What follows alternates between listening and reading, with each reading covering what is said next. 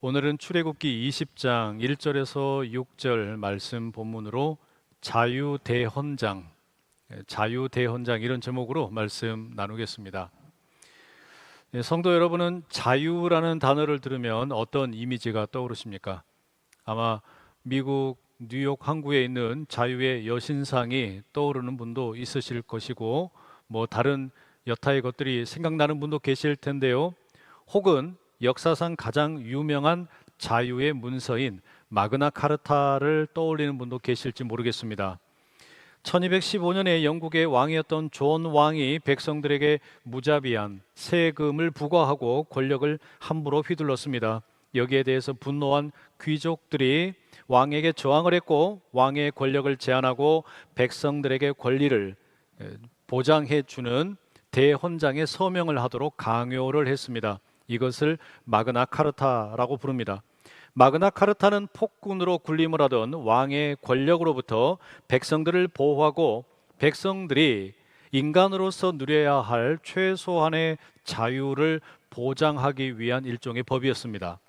이 마그나 카르타가 오늘날 헌법과 인권 정신의 뿌리가 되었고 자유와 민주주의의 토대가 되었으며 수많은 자유혁명의 정신적인 토대가 되었습니다.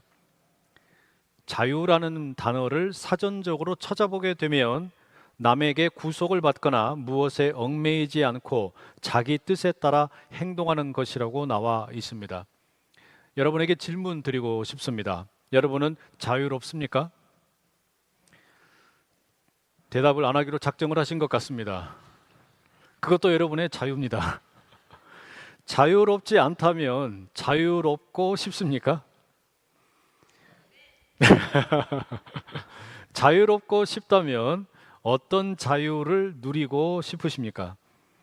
오늘날 많은 분들이 꿈꾸는 자유 중에 경제적 자유가 있습니다. 그것을 특히 FIRE족이라고 부르는 분들이 있어요. FIRE 약자인데요. Financial Independence, Retire Early.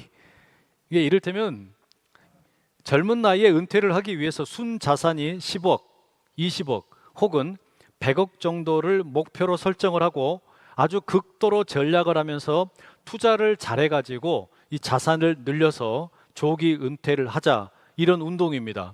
이렇게 되면 내가 더 이상 원하지 않는 일을 하지 않아도 되고 내 마음대로 살 수 있는 자유를 누릴 수 있을 것이다 생각을 하는 거예요.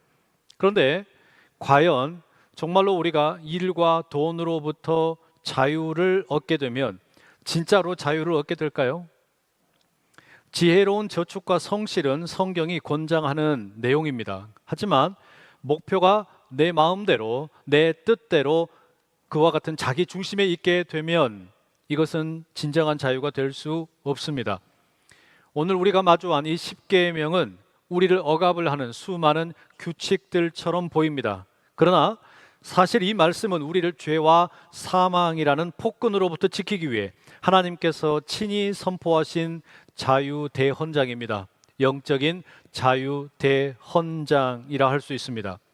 어떤 사람들은 10계명을 가리켜 우리를 올가매는 족쇄라고 생각을 하지만 사실 이 말씀은 우리를 죄의 노예로부터 건져내고 참된 자유인으로 살게 하는 하나님의 은혜이자 사랑이라는 말입니다.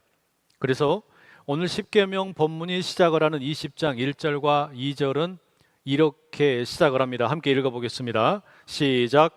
하나님이 이 모든 말씀으로 말씀하여 이르시되 나는 너를 애굽 땅 종 되었던 집에서 인도하여 낸 네 하나님 여호와니라. 제가 몇 년 전에 10계명을 데칼로그라는 시리즈로 설교를 전한 적이 있는데 오늘은 이 10계명 전체의 내용을 간략하게 요약을 해서 좀 말씀드리겠습니다. 하나님께서는 이스라엘 백성들에게 계명을 주시기 전에 먼저 그들을 이집트의 노예 상태에서 자유케 하셨죠. 구원하셨습니다. 다시 말하면 10계명이라고 하는 말씀은 이스라엘 백성들에게 이것을 지키면 자유롭게 하겠다, 이것을 지키면 구원을 베풀겠다, 그와 같은 조건이 아닙니다. 이미 구원받은 백성들에게 자유인답게 사는 게 무엇인지를 선포하는 자유의 헌장이라는 말입니다. 근데 이 말씀을 가만히 묵상을 하다 보니까 창세기의 창조, 1장에 나오는 하나님의 말씀과 긴밀하게 연결되어 있다라는 걸 발견을 합니다. 창세기 1장에 보면 하나님께서 10 말씀으로 세상을 창조하십니다. 빛이 있으라, 궁창이 있으라, 묻이 드러나라, 그리고 동물과 식물들은 이 땅에 활동을 해라. 그와 같은 하나님의 10 말씀을 통해 무질서 속에 질서를 세우시고 그 질서 가운데 살아갈 자유로운 첫 인간 아담과 하와를 만드셨습니다. 하나님께서는 아담과 하와에게 이와 같이 복을 주셨습니다. 창세기 1장 28절 함께 읽어보겠습니다. 시작. 하나님이 그들에게 복을 주시며 하나님이 그들에게 이르시되 생육하고 번성하여 땅에 충만하라. 땅을 정복하라. 바다의 물고기와 하늘의 새와 땅에 움직이는 모든 생물을 다스리라 하시니라. 하나님께서 아담과 하와에게 복을 주셨습니다. 로봇처럼 하나님이 지시하는 대로 움직이는 게 아니라 자유로운 생각과 자유로운 의지를 가지고 생육하고 번성하여 땅에 충만할 뿐만 아니라 이 땅의 모든 피조 세계를 다스릴 수 있는 복을 주셨습니다. 그러니까 하나님께서는 창조의 10 말씀을 통해 자유로운 인간을 창조하신 셈입니다. 십계명도 이와 같은 맥락에 있습니다. 십계명은 하나님께서 10 말씀을 통하여 자유로운 언약 백성, 자유로운 언약의 민족을 창조하는 이야기입니다. 하나님께서는 창조의 때부터 우리에게 자유를 주기 원하셨고 십계명 또한 우리를 모든 억압으로부터 벗어나서 하나님의 진정한 자유로운 백성, 언약 백성이 되게 하시려고 하는 겁니다. 그래서 여러분, 자유는 처음부터 그냥 내게 주어진 권리가 아니라 하나님께서 우리에게 주신 선물이자 은혜라는 것을 꼭 기억을 해야만 합니다. 그런데 많은 사람들이 자유가 은혜요 선물이라기보다는 그저 내 마음대로 할 수 있는 권리라고 생각을 합니다. 내 마음대로, 내 자유니까 내 뜻대로 시간과 돈과 내 모든 것을 쓸 수 있고 할 수 있다라고 주장을 합니다. 그와 같은 자유는 일종의 방종이 되어버리고 우리를 다시금 죄와 속박으로 끌고 들어가곤 합니다.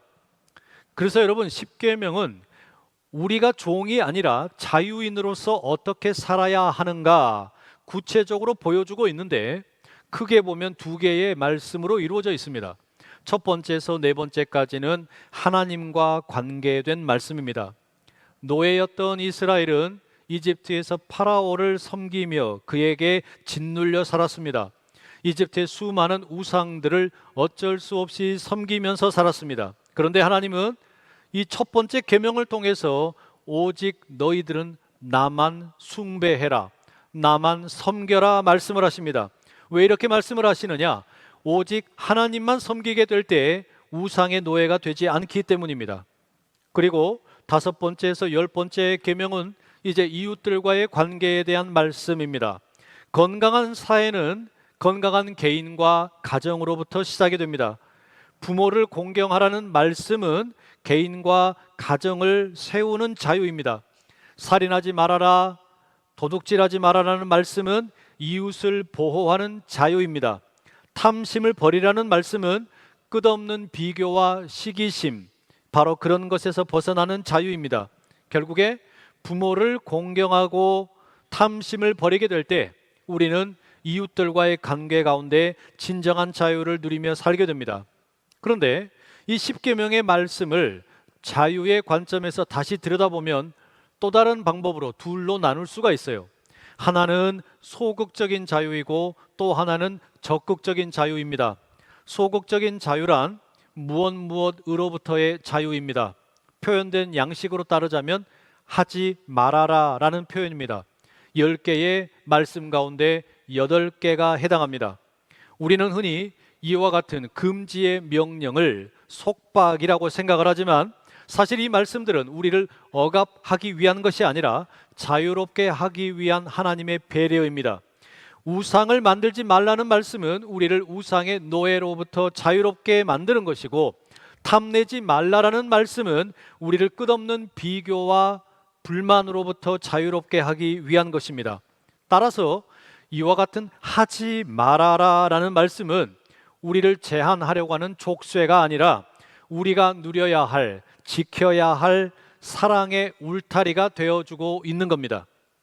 뿐만 아니라 하나님께서는 우리에게 이 소극적인 자유와 다른 적극적인 자유에 대해서도 말씀을 하십니다. 무언가를 하지 말아라 라는 것이 아니라 오히려 적극적으로 무언가를 하라라고 주시는 말씀이 있습니다. 두 가지가 있습니다. 안식일을 지켜라, 그리고 부모를 공경하라 라는 내용입니다. 이와 같은 적극적인 자유의 명령은 우리로 하여금 이스라엘 민족이 왜 이집트에서 구원받았는가, 구원받았을 뿐만 아니라 어디로 가고 있는가, 목적지를 생각하게 만듭니다. 하나님께서 이스라엘을 구원하신 것, 단지 이집트의 노예살이에서 해방시킨 것뿐만 아니라 그들을 가나안 땅으로 인도하시고 하나님의 백성이 되어 하나님의 아름다운 덕을 열방의 빛이 되어서 전하도록 하기 위함이었습니다. 네 번째와 다섯 번째 계명, 이 계명을 가만히 살펴보게 되면 아주 적극적인 표현과 함께 약속들이 있습니다.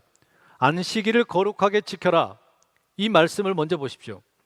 이집트의 노예로 살아갈 때에는 쉴 수 있는 권리가 전혀 없었습니다. 강제 노동에 시달립니다.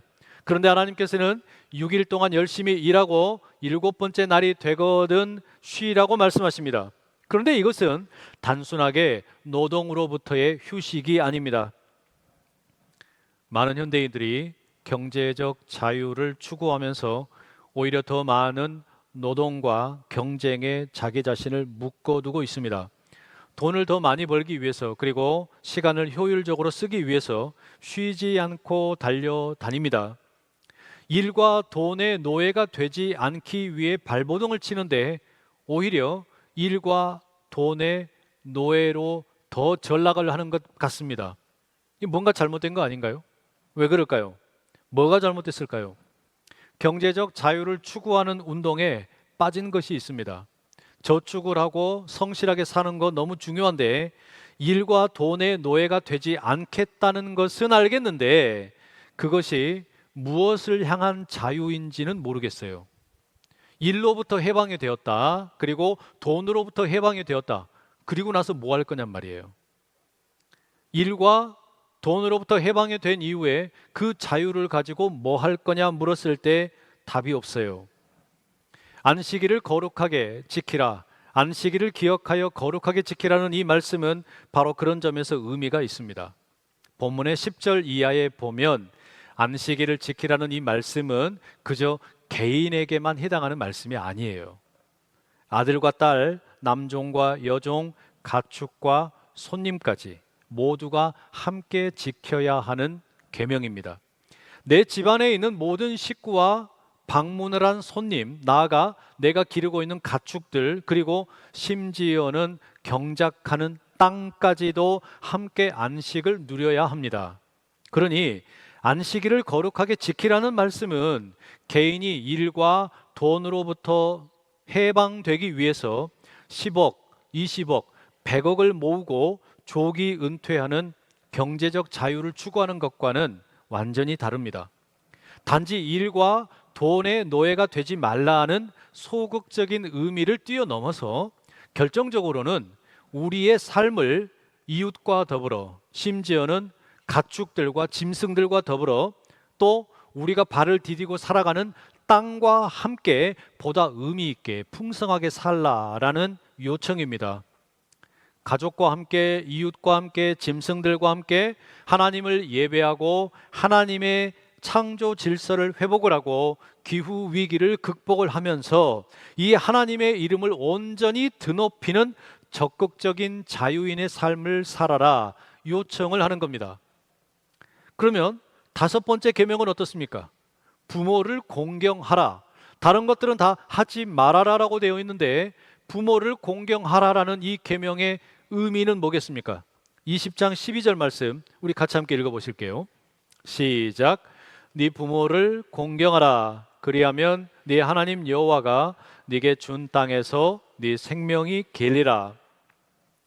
부모를 공경하라라는 5번째 계명 뒤에 보면 살인, 간음, 도둑질, 거짓 증거, 탐심과 같은 계명들이 나열이 됩니다. 이와 같은 것들은 모두가 다 생명을 갉아먹고 단축시키는 길입니다. 예를 들어서 경제적인 자유를 꿈꿉니다. 그래서 살인을 하고 간음을 하고 도둑질을 하고 거짓 증거를 하고 탐심을 합니다. 그리해서 10억, 20억, 100억으로 이제 경제적 자유를 얻었습니다. 그 결과 어떻게 될까요? 경제적으로 이제 일로부터 그리고 돈으로부터 자유를 얻은 것 같았는데 몹쓸 병에 걸려가지고 깨꼬닥 죽습니다. 이게 뭐예요, 여러분? 이런 허망한 자유가 어디 있습니까? 누구도 이런 자유는 원하지 않을 거예요. 그죠? 그렇게 살고 싶지는 않을 거라는 말입니다. 우리 모두는 이 땅에서 건강하게 오래 살고 싶은 겁니다. 이 정신이 건강하고 몸이 건강하고 우리의 영적인 상태도 건강한 그런 영혼 육이 건강한 상태로 오래오래 살고 싶은 게 우리가 적극적으로 추구해야 될 자유의 방향이라는 이야기예요. 그러면 그게 어떻게 가능하냐? 그게 가능한 방법을 성경은 약속을 하시기를 부모를 공경하는 것에서 찾고 있습니다. 부모를 공경하게 될 때 주어진 약속이 뭐냐면 무병장수의 복을 주신다 약속을 합니다. 물론 부모를 공경했다고 그래서 자동적으로 모든 사람이 다 그렇게 살지는 못할 수도 있어요. 하지만 일반적인 하나님의 가르침은 뭐냐면 부모를 공경하는 삶을 통해서 우리가 진정 자유를 구하는, 말하자면 몸과 마음과 영혼이 건강한 바로 그런 삶을 살 수 있게 된다 가르치고 있는 겁니다. 그래서 우리에게 주어진 자유를 가지고 부모를 적극적으로 공경할 것을 요청하는 겁니다. 이처럼 십계명의 말씀을 가만히 들여다보게 되면 무언가로부터 벗어나기 위한 소극적인 자유가 있고 무언가로 향하여 가는 적극적인 자유, 삶의 목적을 제시하는 두 가지의 방향성이 함께 담겨 있습니다. 그런데 이스라엘은 하나님께서 모세에게 주신 이와 같은 십계명의 두 돌판을 발로 차버리고 거부했습니다. 그들은 우리가 이제 후에 창세기 출애굽기 32장에서 나누겠지만 시내산에서 모세가 이 돌판을 받아올 때 모세를 기다리지 못하고 금송아지를 만들게 되지 않습니까? 하나님이 주시는 자유의 말씀을 버려버리고 스스로 자기들 스스로 우상의 노예가 되기를 택합니다. 안식일을 무시하고 이웃을 미워하고 탐심에 사로잡혀 살아가게 되는 겁니다. 여러분, 이게 오늘 우리와 똑같은 모습입니다. 우리가 십계명을 어기고 실패하는 지점, 그건 역시 이 탐심 속에 있습니다. 많은 이들이 갈망하는 경제적인 자유는 결국에 남보다 더 많이 벌고 싶고 남보다 더 편하게 살고 싶다라는 탐심이 그 이면에가 숨어져 있죠. 우리는 이 십계명의 말씀을 거부하고 결국에는 내 마음대로 돈을 쓰겠다, 내가 원하는 대로 시간을 사용하겠다, 그와 같은 더 커다란 자유를 얻으려고 애를 쓰지만 결국에 돌아놓고 보면 다시금 죄의 노예가 되고 탐심의 노예가 되고 결국에 돈과 일에 파묻혀서 살게 됩니다. 돈이 우리를 자유롭게 할 것이라고 철떡같이 믿고 있지만 돈에 대한 끝없는 갈망이 우리를 영적인 속박으로 끌고 들어간다라는 말입니다. 우리는 1만 달란트 빚을 탕감받은 종처럼 예수 그리스도의 은혜로 죄와 사망으로부터 자유함을 얻었습니다. 그래서 자유는 선물이고 은혜예요. 그러니 우리는 이 은혜를 잊지 않고 기억하며 살아야 합니다. 내 돈이니까 내 마음대로 쓴다, 내 시간이니까 내 뜻대로 쓴다, 그렇게 살다 보면 진짜 자유를 누리는 게 아니라 오히려 방종의 길로 빠지기 쉽습니다. 그러다가 탐심의 노예가 되고 비교의식의 노예가 되고 시기심과 질투의 노예가 되기 쉽다라는 말입니다. 우리의 이와 같은 연약함을 너무 잘 아시는 하나님께서는 우리에게 새로운 말씀을 주십니다. 창조의 때에 열 말씀을 통해 자유로운 사람을 만드셨고 시내산에서는 열 말씀을 통해 자유로운 언약 백성을 만드셨다면 신약 성경의 변화산에서는 하나님께서 단 한 말씀을 주고 계세요. 마태복음 17장에 보면 예수님께서 베드로, 야고보, 요한을 데리고 변화산에 올라가십니다. 아름답게 변화된 예수님의 모습을 보게 됩니다. 그곳에서 예수님은 구약 성경을 대표하는 두 인물 모세와 엘리야를 만나서 담소를 나누십니다. 세 명의 제자들은 이 광경을 보고 너무 깜짝 놀랐습니다. 그때 빛난 구름이 제자들을 덮었고 구름 속에서 하나님의 음성이 들려옵니다. 이는 내 사랑하는 아들이요 내 기뻐하는 자니 너희는 그의 말을 들으라. 하나님의 음성이에요. 시내산에서 모세를 통해서 십계명을 주셨던 하나님, 창조의 때에 열 말씀을 통하여 무질서 가운데 공허함 가운데 질서를 세우시고 자유로운 사람을 만드셨던 하나님께서 변화산에서 제자들을 향해 말씀하시는 겁니다. 너희들은 그의 말을 들으라. 예수님의 말씀을 들으라는 겁니다. 모세보다 더 위대하신 예수님, 말씀이 육신이 되신 예수님의 말씀을 들으라는 거예요. 예수님께서 오셔서 이스라엘과 우리가 실패했던 십계명의 말씀을 온전하게 지키시고 십자가와 부활의 권능으로 우리 모두를 죄와 사망의 권세에서 구원해 주셨습니다. 그리고 주님께서 말씀을 하시는데 야고보서 1장 25절에서는 예수님을 통해 주어지는 말씀을 가리켜 자유롭게 하는 온전한 율법이라고 부릅니다. 자유롭게 하는 온전한 율법. 모세가 주었던 율법은 우리를 정죄하고 판단하는 율법이었지만 예수님께서 주시는 율법, 예수님께서 주시는 말씀은 우리를 참으로 자유롭게 하고 온전하게 하는 말씀, 생명의 말씀이라는 거예요. 따라서 여러분, 우리가 이 세상에서 참으로 자유롭게 살기 원한다면, 진정한 자유를 발견하기 원한다면 우리는 예수님의 말씀을 붙잡아야만 합니다. 그렇다면 예수님께서는 뭐라고 말씀하시느냐? 십계명에 대해서 예수님이 뭐라고 말씀하십니까? 마태복음 22장 37절 이하에 보면 하나님과 관계된 계명을 예수님께서는 딱 한마디로 요약을 하셨습니다. 네 마음을 다하고 목숨을 다하고 힘을 다해서 주 너의 하나님을 사랑하라. 하나님을 사랑하라. 이게 하나님을 향한 계명의 총합입니다. 그리고 이웃들을 향하여서는 뭐라고 말씀하셨습니까? 네 이웃을 네 자신과 같이 사랑하라. 이게 이웃들을 향하여 십계명에 주어졌던 6개의 계명을 하나로 만들어 놓은 예수님의 핵심 엑기스였습니다. 그러니 참된 자유인이 해야 되는 건 뭡니까? 결국에 내게 주어진 자유는 나의 권리와 특권이 아니라 하나님께서 내게 베풀어 주신 은혜요 선물이라는 것을 기억을 하고, 한편으로는 하나님께 감사를 드리고 또 한편으로는 이웃에게 이 사랑을 흘려보내라는 말씀입니다. 마태복음 18장에 나오는 예수님의 비유, 1만 달란트를 빚진 사람의 비유 기억을 하시죠?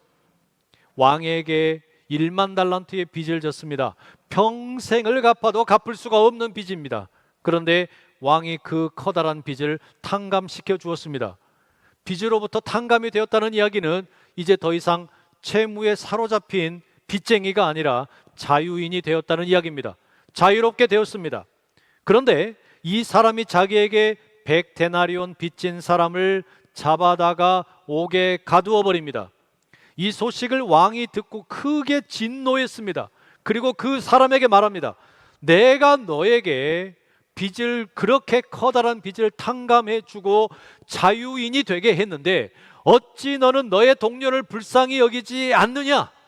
어찌 너는 그 자유를 가지고 네가 받았던 은혜를 흘려보내지 않았느냐? 책망을 하시면서 그를 다시 감옥에 가두어 버립니다. 성도 여러분, 우리가 가지고 있는 자유라는 게 뭐냐? 이것은 여러분, 예수 그리스도를 통해서 그분의 십자가와 부활을 통해 우리에게 주어진 명백한 선물이자 은혜입니다. 그렇기 때문에 자유인은 어떻게 살아야 하는 거냐? 내게 주어진 이 자유가 너무나 크고 놀라운 은혜요 선물이기 때문에 한편으로는 평생 동안 내게 이 은혜를 주신 하나님을 향해 감사를 드리고 찬양을 드리는 겁니다. 그리고 또 한편으로는 우리가 1만 달란트 빚을 졌다가 탕감받은 사람처럼 내게 100다니엘 빚진 사람, 그 사람을 잡아서 족치고 감옥에 쳐 집어넣는 게 아니라 오히려 내가 받은 은혜를 이웃에게 흘려보내는 거, 이게 바로 참된 자유인의 모습인 줄로 믿습니다. 경남의 진주에서 평생 동안 한약방을 운영을 하면서 어려운 학생들에게 장학금을 베푼 김장하 선생님이 있습니다. 이 시대의 참된 어른이다, 이렇게 선전이 되는 영상을 봤는데, 장학금을 받은 학생들이 찾아와서 이 선생님에게 인사를 전합니다. 그때마다 이분이 뭐라고 말씀하시냐면, 나에게 고마워할 필요 없다. 은혜를 받았다고 생각이 된다면 사회에 환원을 해라. 사회에 다른 사람들에게 흘려보내라. 이렇게 이야기를 합니다. 문영배 전 헌법재판관이 경남 진주 출신인가 봐요. 가난한 학창 시절을 보내면서 책을 살 돈도 없고 학비를 납부할 돈도 없었는데, 김장하 선생님의 장학금을 받아서 대학까지 공부를 마치고 사법시험에 합격을 하고 판사가 되었습니다. 그리고 얼마 전에 헌법재판관을 그만두면서 인터뷰를 했습니다. 나는 앞으로 영리적인 목적을 가지고 변호사를 개업하지는 않겠습니다. 왜냐하면 내가 김장하 선생님의 말씀을 따라 받은 바 은혜를 사회에 되돌려주는 삶을 살고 싶기 때문입니다. 그렇게 인터뷰하는 내용을 들었어요.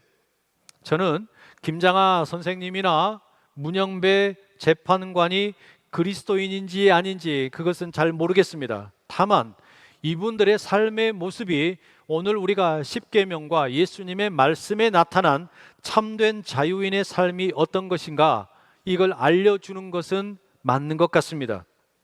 자유는 내 마음대로 돈을 쓰고 내 마음대로 내 뜻대로 시간을 허비하는 것이 아닙니다. 그냥 내 마음대로 할 수 있도록 주어진 권리나 특권이 아닙니다. 자유는 철저하게 하나님께서 주신 선물이자 은혜입니다.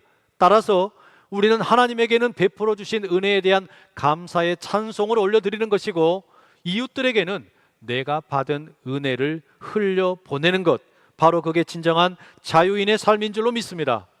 따라서 여러분, 십계명의 이 말씀은 억압이 아니라 자유의 선포입니다. 영적인 자유의 대헌장입니다. 창조의 열 말씀으로 자유로운 인간을 만드신 하나님께서, 십계명의 열 말씀으로 자유로운 언약 백성을 만드셨던 하나님께서, 우리가 너무나 쉽게 실패하고 넘어지고 또 넘어지니까 예수 그리스도의 십자가와 부활의 은혜를 통해 진정한 자유를 선물로 주셨고, 그리고 우리에게 말씀하십니다. 자유하게 하는 온전한 율법을 주십니다. 하나님을 향해서 감사의 찬송을 올려드리고 이웃들을 향해서 그 받은 바 사랑을 흘려보내는 자유인이 되라고 말씀하십니다. 그러니 여러분, 이 십계명은 억압이 아니라 자유의 말씀입니다. 먼저 구원이 주어지고 그 다음에 순종이 따라옵니다. 이게 복음의 질서입니다. 그리스도께서 우리를 자유케 하셨으니 자유로 방종을 삼지 말고 사랑으로 서로 종노릇 할 수 있기를 간절히 축복합니다. 십계명은 족쇄가 아니라 우리를 살리는 사랑의 울타리입니다. 우리의 자유를 파괴하는 죄로부터 우리를 지켜주는 하나님의 보호막입니다. 사랑하는 성도 여러분, 자유는 내 마음대로가 아니라 은혜를 감사하며 나누는 삶입니다. 그러니 오늘부터 하나님의 자유 대헌장, 하나님의 마그나 카르타, 십계명을 붙잡고 예배와 사랑으로 세상을 밝히는 하나님의 참된 예배자 되시기를, 자유인이 되시기를 간절히 축복합니다. 기도하겠습니다. 사랑하는 하나님 아버지, 우리가 자유를 갈망하면서도 죄와 탐심의 노예로 살았음을 고백합니다. 우리를 이집트와 같은 세상의 속박에서 건져내시고 십계명과 예수 그리스도의 복음으로 참된 자유를 허락해 주심에 감사합니다. 이제는 받은 은혜를 흘려보내는 자유인의 삶을 살게 하시옵소서. 예수 그리스도의 이름으로 기도드립니다. 아멘.